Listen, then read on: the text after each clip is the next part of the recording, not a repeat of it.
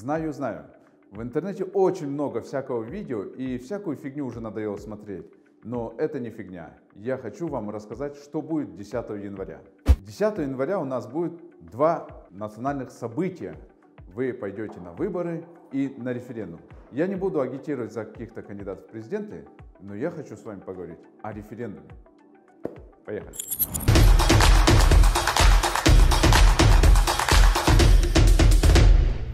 Недавно я ехал в такси и спросил у таксиста, знает ли он, что 10 января будет референдум.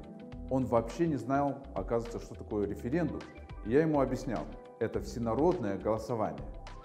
Депутаты недавно приняли закон, согласно которому кыргызстанцам предстоит выбрать форму правления.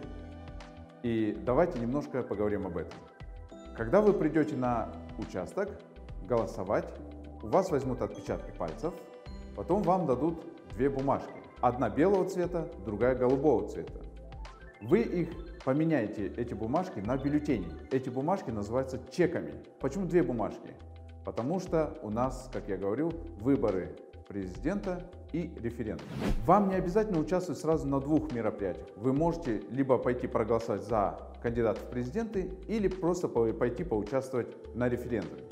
На референдум выносится вопрос, какую форму правления вы предпочитаете.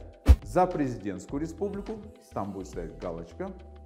Это неправильный вопрос, можете здесь не отмечать вообще ничего.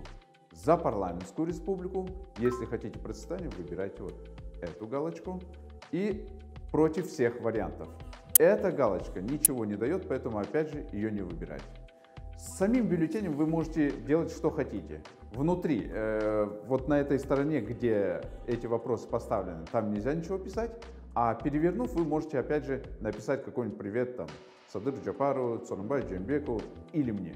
В зависимости, какую вы форму правления выберете, после этого посчитают наши голоса и, к сожалению, придется вносить изменения в Конституцию. Но я верю вам, что вы выберете парламентскую форму правления. Мы при ней не жили еще ни разу, ни одного дня.